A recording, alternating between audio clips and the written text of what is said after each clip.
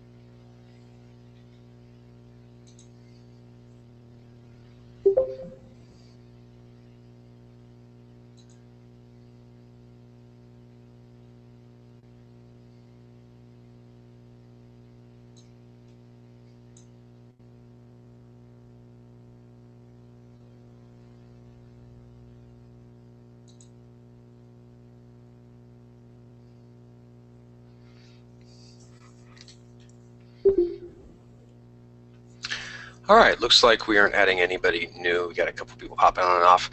I guess we'll go ahead and get started. My name's Chris Stenson. I'm with the Oregon State Archives. My role here is as ORMS Administrator. What that means is that I help coordinate our statewide electronic records management system that many local and state entities use for their electronic records management.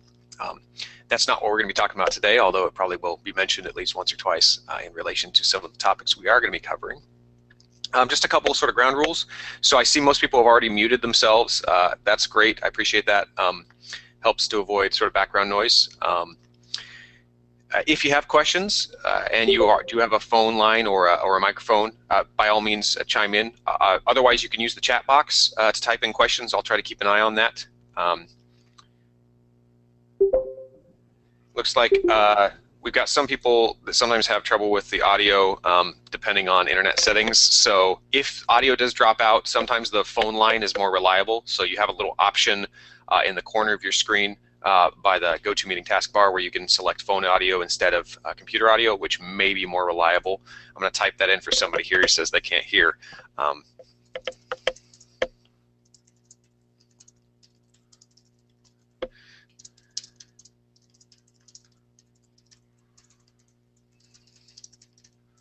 It's always the fun of coordinating these sort of things.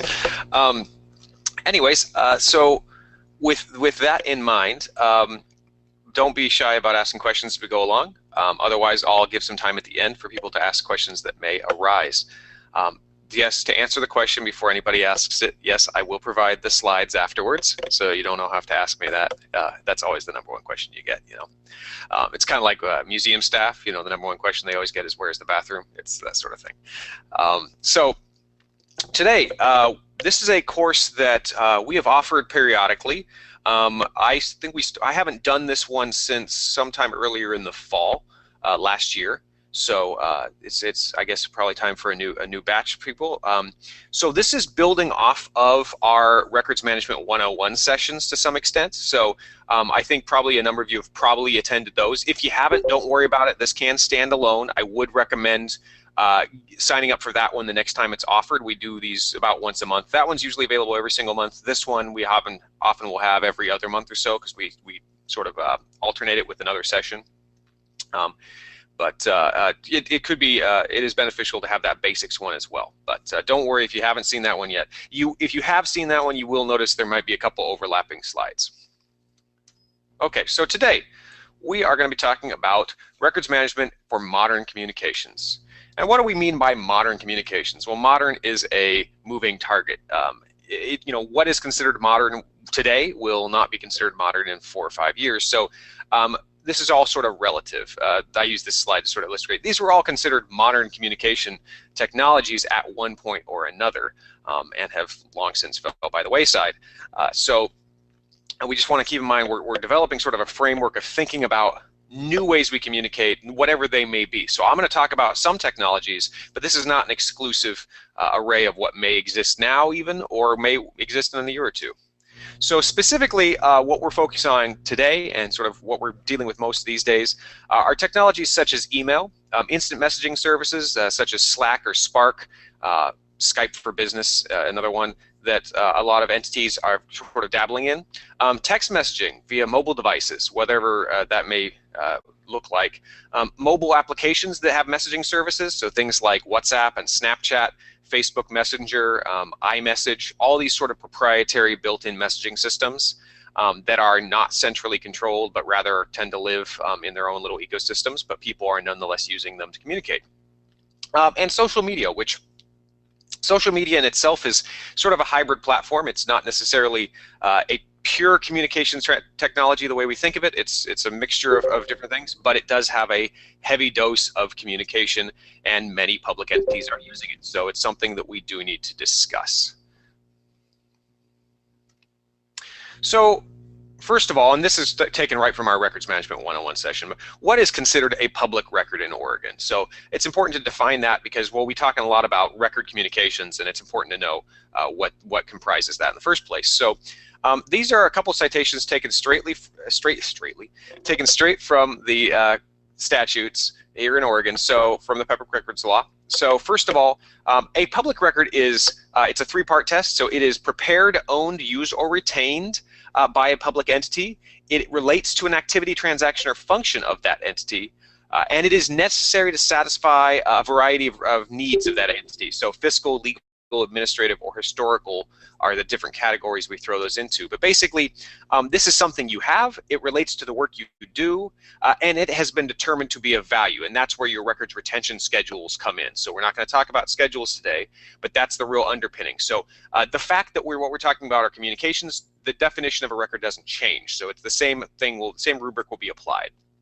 A further part of that law indicates this is without regard to technology or medium used to create or communicate the record. So this is a catch-all clause basically saying that regardless of the technology that you are using for the record, to create the record or transmit the record, regardless of whether it's an audio file or a video file or a textual document or a physical thing or a digital thing, it all has the same status based upon its information content. So I'm going to jump right in, and I'd like to talk about email, because email is in many ways not a super new technology. It's been around in its earliest embryonic form since the 1960s, widely used since the 80s, became the dominant business mechanism we use to communicate by the early 90s, and has exploded since. At this point, it's pretty old, and in fact, there's a lot of, you see periodically, you're going to see, sorry, it's a problem with looking at chat box and talking at the same time. You will see articles and breathless statements about how the, about how email is dead, nobody's using email anymore, we're moving past email. The reality is email is not dead. We keep adding things to it, but email remains sort of a backbone technology, especially for those of us in government. We work with those of us that work with the public. We don't have the luxury of just jumping on the newest bandwagon and saying, we're on this new technology, because we work with a wide variety of platforms, a wide variety of people, and we're going to be using these technologies for a long time. So what's the problem with email? It is in many ways representative of all of our problems with records management these days, but a lot of it we face, some of the problems we face are exploding volume.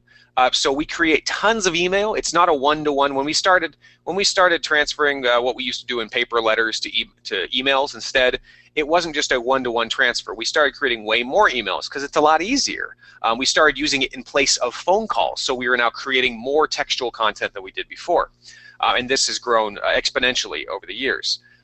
IT policies in the past have often been the ones in charge of retention and deletion of records based upon infrastructure needs, based upon capacity. Not on a records management standpoint, but purely purely on a, we are running out of space here, or we have to pay extra at this point, so we're going to cut it off, which can create some significant issues from a records management and legal compliance standpoint. There are lots of potential public records within your email systems. I hope people realize this. That is a critical bit of information. So there's lots of public records in your email. It is, the way we do work. Attachments within the emails can also be records, so we have to think about that. This position fulfills a function that is most likely to have archivable email. So we've decided that if you are Capstone, your email is either automatically permanent, or we will. Austin, can you mute yourself? Or whether or not it is archival when the time comes for it. Sorry about that, guys. This is what happens sometimes when we get people doing multiple things. Okay, so it is often difficult to classify the content of emails because they are sort of an organic communication. We go back and forth. We talk about subjects that aren't necessarily related to one another. We bring up personal details in work emails, things like that. So it can be challenging to go ahead and actually properly classify that. So this is something I've been sort of identified a while ago, is we sort of run across two kinds of people when it relates to email. We have some people that we call the hoarders, and they're the ones that just hang on to everything just in case, because they're terrified of potentially, destroying stuff they shouldn't, or doing anything they shouldn't, so they're just not going to do anything. The problem with this, of course, is that we're now keeping everything, and we can't find anything due to just overload. They've got too much stuff, it's impossible to sort it. This person has a constant battle with storage capacity, so that you're always going to be running up against how much can we store in this context. And while storage is quote-unquote cheap, it's not free, and it gets more expensive over time. The other side, you have what I would call the scorched earth policy people. So these are the people that are going to get rid of everything they can the second they have, because they figure if they don't have it, nobody can ask them for it, and they aren't responsible for it. This is, I hope, pretty obviously not a great idea. You are still responsible for it, whether or not you've kept it properly. These people, of course, can't find anything because it's gone.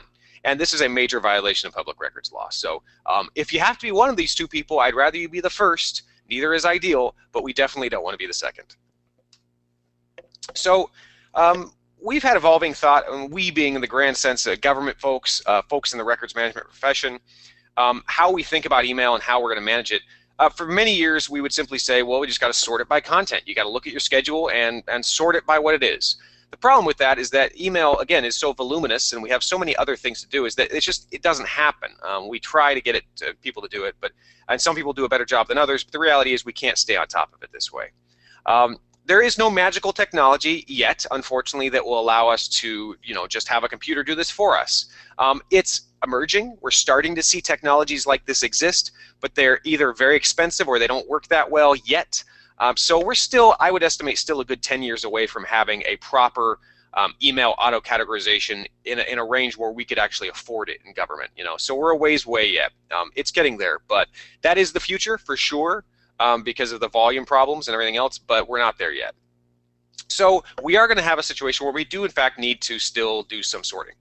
So we do have some lessons learned from our time using email, though, in that the less sorting we ask people to do, the greater chance they are to actually do it. So the less you make somebody, if you ask somebody to categorize something into 2 or 3 categories, that's not too bad. They can probably keep track of those and we'll stay on top of it. If you ask them to categorize things into 12 or 15 categories, they are unlikely to stay on top of it over time.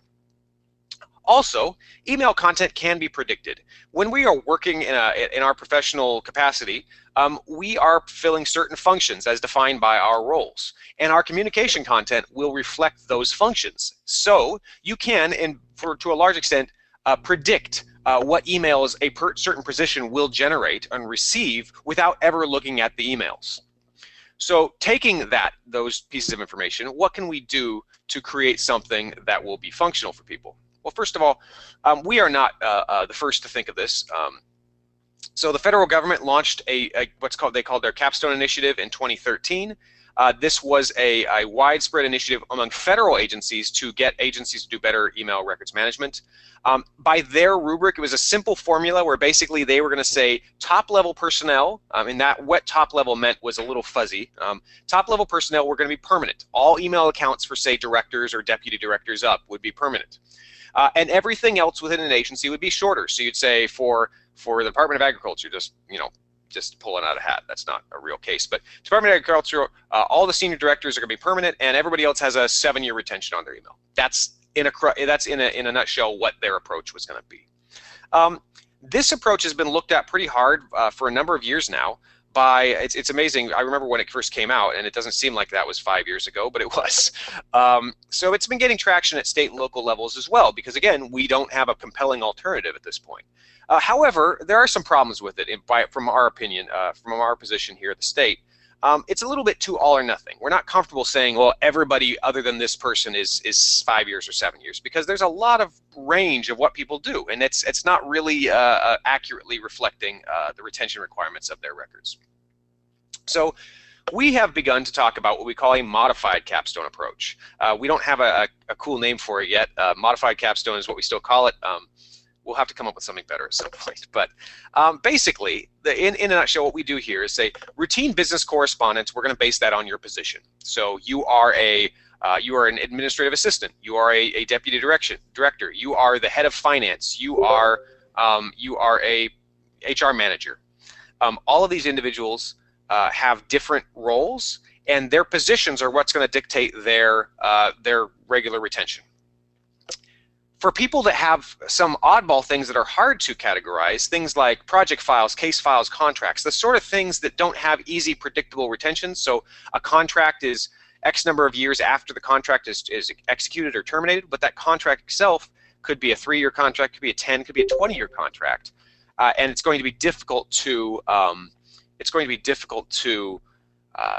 accurately reflect that within somebody's email account. So, but in those cases, we are still asking people to sort them, but there's already a folder for that. Those are topics that should be obvious. Are you talking about a particular contract? Are you talking about a personnel file or a case file? Those things belong together, and they are identified by their content relatively easily. So how does this work? How does this get applied? Well, there's 2 basic ingredients to this.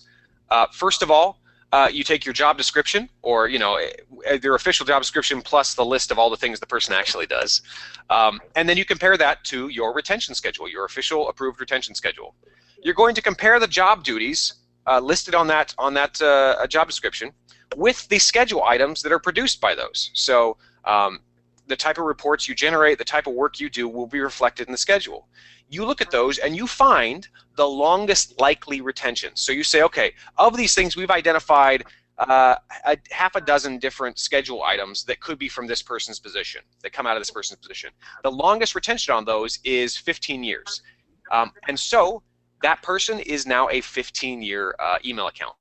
Their emails will be by default kept for 15 years. I would note this is not a special retention. This is not a special retention. It is still based off the schedule. So you're not coming up with a new one. If you're not seeing, oh, well, look, we see 15, 12, 10, 5, we're going to say they're all going to be 18. Well, what's 18 from? It's not pointing to the schedule. So you're actually pulling from a specific schedule item that is the longest likely retention. And that's going to be the base retention for that person's account. We are going to be over-retaining some things. That is true. And for those of you that might be from state entities, I know your schedules do say it's a minimum and a maximum, but that's within practical limits. The intention of having the minimum and the maximum is that we want people to dispose of records as soon as is practical. We aren't going to be knocking down your door on day +1 saying, why are those things still around? For those of you at local entities, your retentions are a minimum only, so it doesn't really apply. We do still want you to get rid of things as soon as you can, but again, we're making practical rules that can be followed here. So if you have a rubric saying this person's account is 15 years, and you know there's a lot of stuff in there that could have been disposed of at 3 or 5 or 6 years, it's not that big a deal. If you want to go back and clean that out, you could, but it's not often worth the effort. This also does not need special permission from the state archivist. This has our blessing. You are free to do this because, again, you are going off of the schedule as your primary thing. You're not creating a special retention. You are going off the schedule. So this is something we're happy to advise on and help you with, but it is not a special thing that needs a special sign-off from us on. So I got a few examples here, and these are, before you go calling me out on the retentions not being correct in here, these are things I sort of made up, and I pulled some off a schedule and kind of just blitzed them around. So example number 1, a training coordinator. Some of the duties might include, this is from their job description, developing training materials, coordinating training for staff, tracking progress and compliance, and providing reports to directors.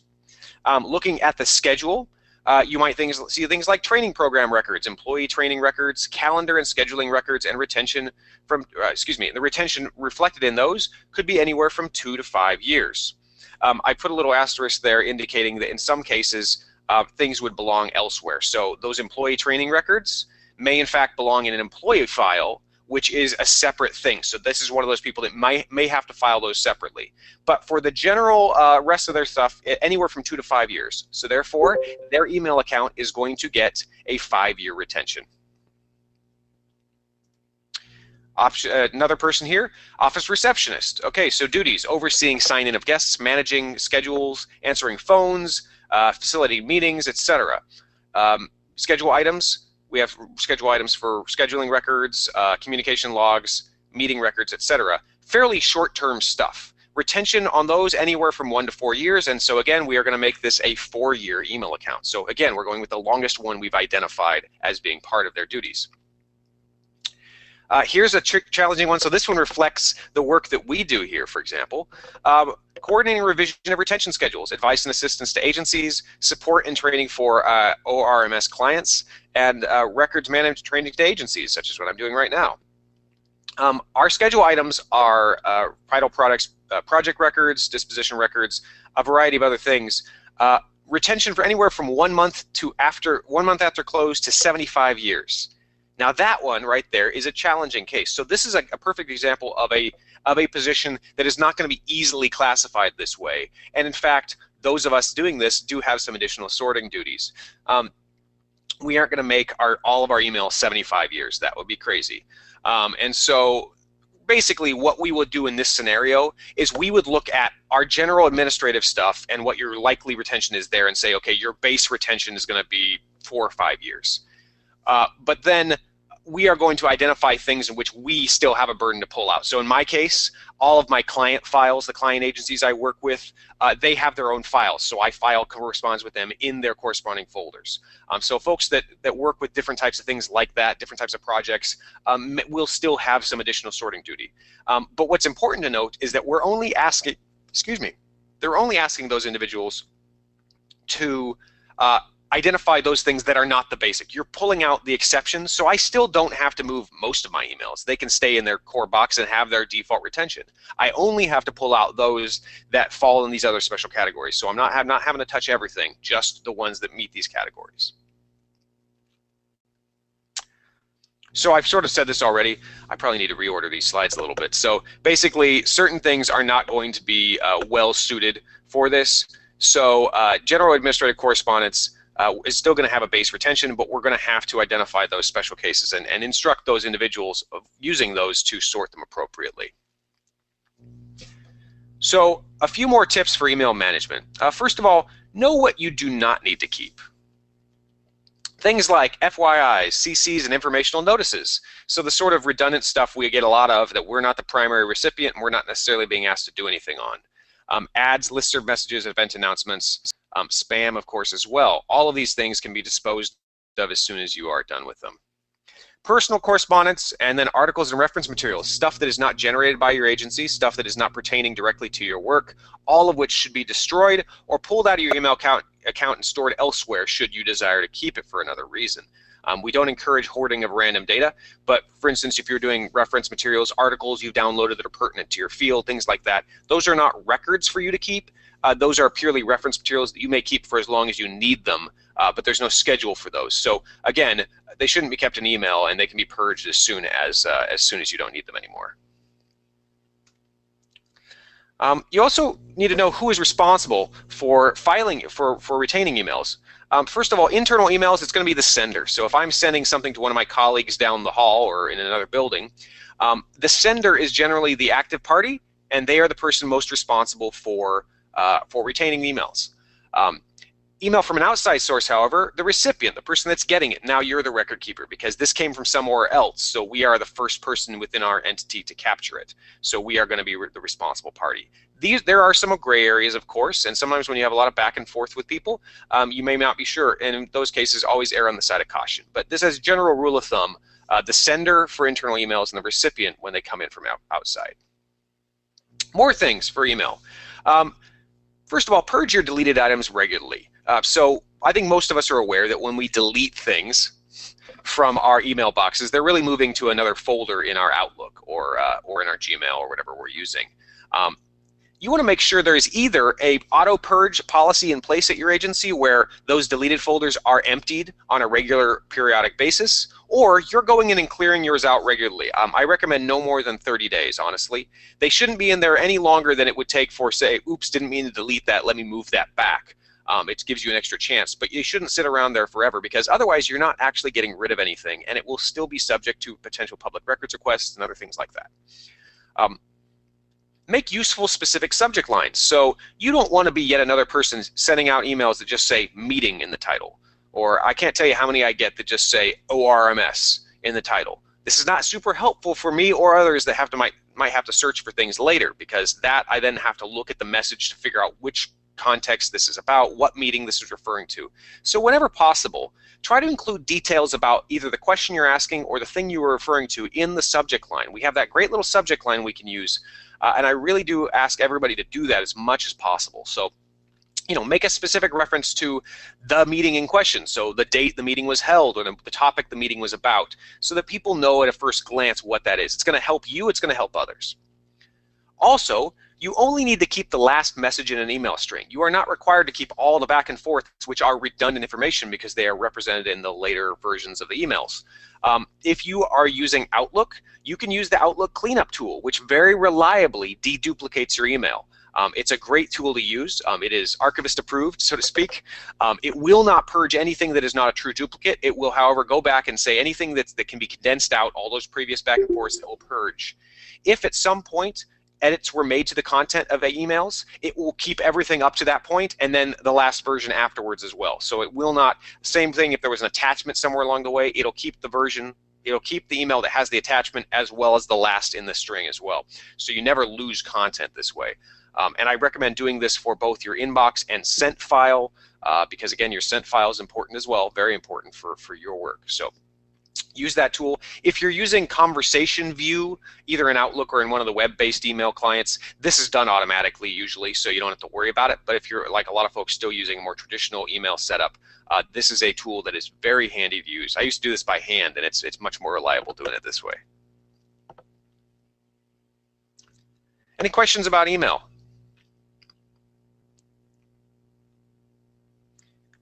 Anything that crops up, you know, later, please, by all means, just chime in. Okay, so I'm going to talk a little bit about social media now. Social media is, of course, a very broad category of content. I'm using a very generic sense for it. So lots of different platforms. I'm not going to address specific ones necessarily because, you know, they're changing all the time. But the first question, of course, is social media a public record? Well, my first question is always, does the content meet the definition from the statute that I cited earlier? So does it meet those three parts? Does it pertain to your work? Is it being generated by your entity? You know, is it necessary? That sort of thing. Another question we would ask, is the content unique? Because redundant copies of content are not necessary to keep. So if you are putting out a press release via a more traditional mechanism or posting something on your website and also putting that post on your Facebook page, you don't need to keep both. You only need to keep one of them. And generally you're going to keep the one that's easier, that you have in hand, not the one that's on another platform.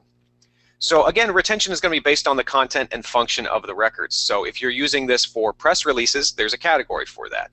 If you're using it for two-way communications, there are other categories that's going to be pertinent based upon the content of the correspondence.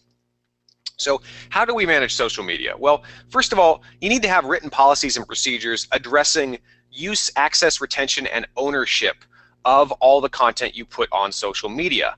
So I think most people are aware at this point that you click on through that little end user license agreement when you create a Facebook page or a Twitter account, and basically those providers own whatever you put up there. You do not have rights to tell them what to do with it, to control it in a way. They can delete anything they want. So you need to find a way to control it locally. So you need to be very clear about internally who has a right to use your social media account, what is it going to be used for, who has access to it on an ongoing basis, how will things be retained, that sort of thing. You also need to have a plan for capturing the content that may be record material, if that is the case. So some platforms have built-in mechanisms that allow you to download your logs. Twitter would be an example of that. Some of the blogging platforms do as well. You could use software that will actually interface with your social media account to either capture it from the site or grab it as you generate it. So some examples would include Smarsh or Archive Social on the back end, or Hootsuite is an example of one where you actually use that software to post for you. So you're actually capturing it before it goes out. There's different types of things out there. I'm not recommending any of them over another, but if your entity has a large social media presence, I really do recommend using a tool to help you, because manual capture, again, can be time consuming. You also have the option to compose and control your content locally. So you can draft your messaging, keep the core draft locally, and then post it out on various platforms, and then you still have your core copy. So that is an acceptable strategy that is free, and especially if you don't use it heavily, may be the better route. Other questions people ask about social media use. Can you moderate? Yes, you can, of course, moderate your content. However, you want to document your moderation policies and follow them very consistently. I also recommend posting them on your About Us page or whatever you might have on the platform itself, so that the public can see that moderation policy. This could help head off potential arguments or accusations of unfair censorship, or you know how that goes. You want to be, this is not necessarily a records management issue, but rather just a common sense sort of protect yourself issue. It can deal with liability issues and protect you from potentially frivolous lawsuits and all sorts of the sort of junk that goes along with it. Are comments on your posts also records? Well, not necessarily, but the general rule of thumb I go by is yes, if the agency responds to it or takes action based upon that comment. So if somebody posts saying, you post a picture of a festival you had and somebody says, oh, awesome, or, my niece went to that and loved it, that's not a record any more than somebody posting a handbill on your building is your record. However, if somebody reports a massive pothole that needs fixing on your public works page, or reports a crime via your police department, and this happens a lot, those are things now that you might take action on, and you're going to want to capture that as a report, something that was generated, and the retention, of course, is going to depend entirely upon what the schedule is for that sort of content. Or if you engage in a two-way conversation with that member of the public via that platform, you've now basically created email. You've now created a conversation that must be captured appropriately as well. Private messages. So most of these platforms have private messaging services, whatever they call them, direct messages, private messages, or whatever. Same as other correspondence. So if you're using Facebook Messenger, or if you're direct messaging somebody via Twitter, same as other correspondence, you have to capture it and maintain it the same way. We do encourage you to try to route it to a government-controlled platform as soon as possible, because again, you don't control that mechanism. It's not easy to capture. So it's better if somebody Facebook messages you. I would really recommend trying to route that to email, responding via an official email account, asking them to resubmit, or at very least routing them that way if possible, calling them, whatever the case may be, to not continue the conversation via that difficult to capture platform. So that's kind of social media in a nutshell. Again, depending on your level of use, these things may or may not be that critical. Any questions about sort of social media policy?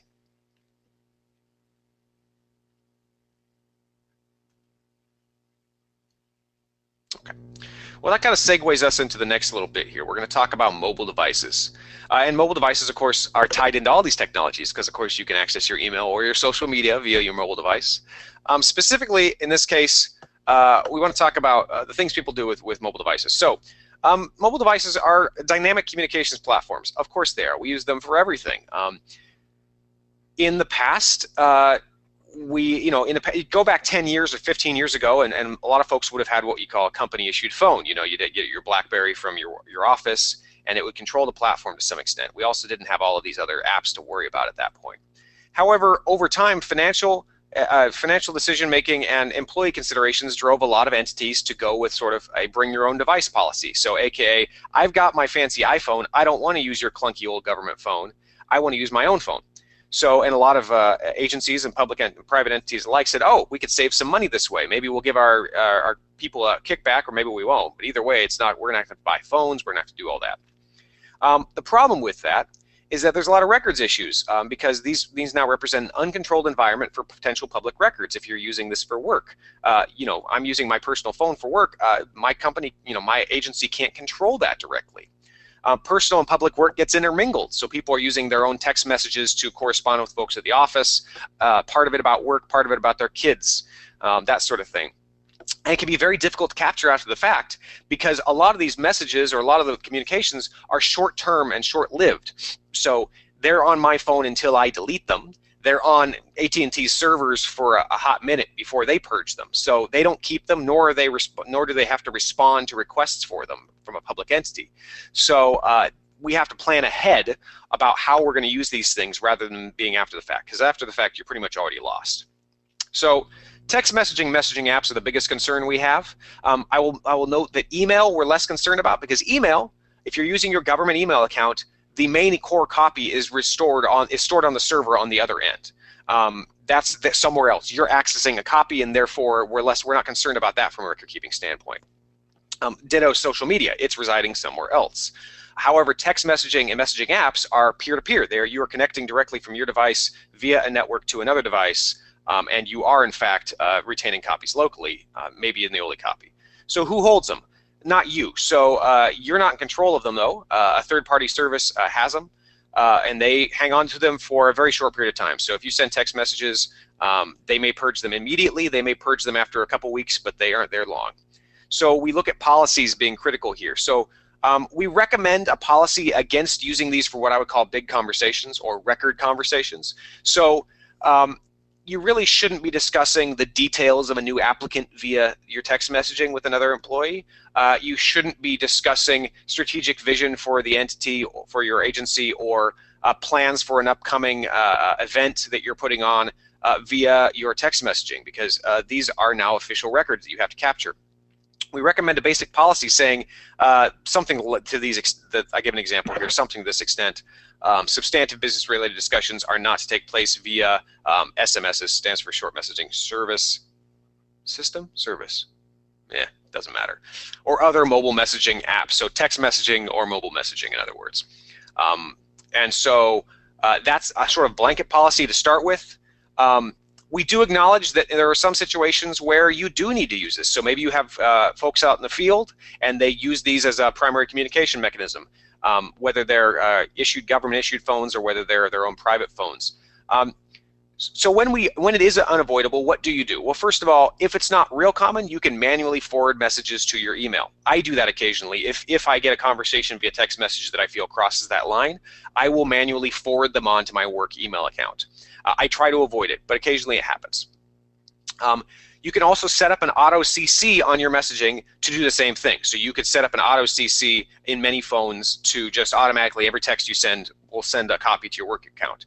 That may not be great if you're using a private device and using the same service or both, because that will then be copying all of your texts to your spouse or to your kid's teacher, things like that. So it may not be ideal in those scenarios. You can also utilize software called mobile device management to centralize the control of content. Mobile device management is a software segment that has not existed for all that long. A few years ago, we didn't know what it was. It didn't really exist.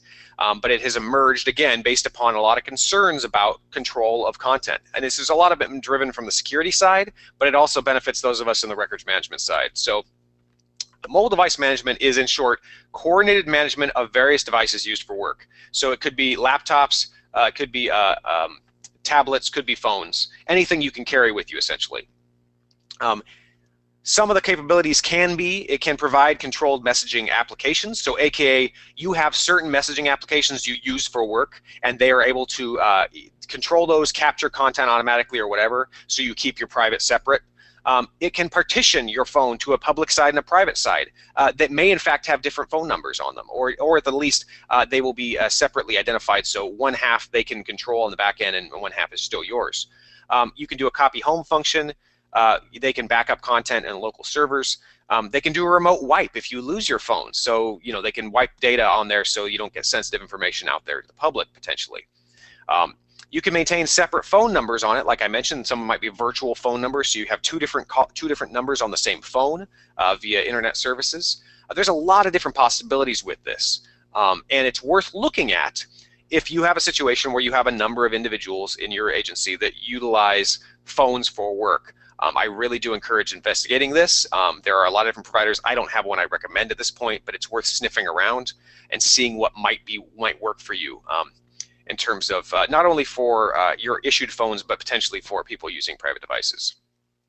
I would also note you need to make sure there's a sign-off policy by people using this. I think this is usually done. I mean, IT departments are usually on top of this, but make sure there's a sign-off policy about appropriate use of phones and government information so that employees are aware of this stuff, of course, too, and acknowledge if they're going to use their private device, for example, they allow you explicitly to install this or they can't use it, for example, because, you know, that's the way it works. It's not secure otherwise. So sort of summing this stuff up, that was all I had on sort of mobile devices. So as I mentioned a lot of times, the technologies I'm talking about right now are not going to be the technologies I'm talking about in a few years probably, or at least I will be adding stuff to it. Things continue to evolve all the time. We really don't know what we're going to be using in a decade, and that's okay. But records continually are an afterthought when new technologies are emerging and people are using them, and that's not okay. We need to stay on top of it better. So we always ask when you're looking at new technologies, new communication technologies in particular, but any new technologies, what about the records? What are we doing in here? Are we going to have records in these technologies? Do we have a plan for capturing it, for controlling it, for making sure we are doing what we're supposed to be doing? Think about the appropriate usage of new technologies before you jump whole hog into them. Just because it's a shiny new toy doesn't mean it's appropriate for a work context. So making sure that you've thought about what you can benefit from this and also the potential downsides of that. So maybe you only use half of what it can do, but you're using the parts that are most appropriate for work. You want to plan for creation, capture, and retention of records before you're in the thick of it. The time to think about this is when you're going for an RFP or when you're talking to the vendor or when you're designing the tools, rather than a year and a half later when you have to retrofit or go back to the vendor and they say, well, it's not designed to do that, that sort of thing. It's a lot harder to do it once you're already in it. So think about it beforehand. I would also note that if you're interested in these sort of discussions about how do we deal with records in different technologies that we don't control, we have another session we offer periodically called What About the Records? I've done it, I usually alternate that one and this one, so I might do that one again next month or the month after, so stay tuned. You'll get notifications if you're on this list. You'll get notifications of new trainings, so keep an eye out for that one if you haven't attended it so far. That's one in which I will talk about how to deal with records that may live in non-record keeping systems specifically. So databases that don't play nice, old systems when you're buying new software, that sort of thing. If you have questions for us, you're always welcome to reach out to us, please. I've put two people up there. Myself, I'm happy to talk to you about any of the topics I've talked to you here today. Electronic records in general, questions about how you retain them, any questions you might have about ORMS, the Oregon Records Management Solution. I'm happy to talk to all those things. If you have questions specifically about your agency's schedule or about questions of retention, Stephanie Clark is the records unit manager. She's the best person to contact. If you send those to me, I can probably answer them in some cases as well, but in many cases I'll be deferring to her. So if you have questions about that, you can always reach out. We work right next to each other, so it's not like it's a big deal if you send a message to one or the other of us. We'll get it to the person that needs to see it. So that's all I have today. Thank you for attending. If you have questions, I'm going to stick around for a few more minutes. You can put it in the chat box or pipe in via audio if you've got any questions. But thanks a lot.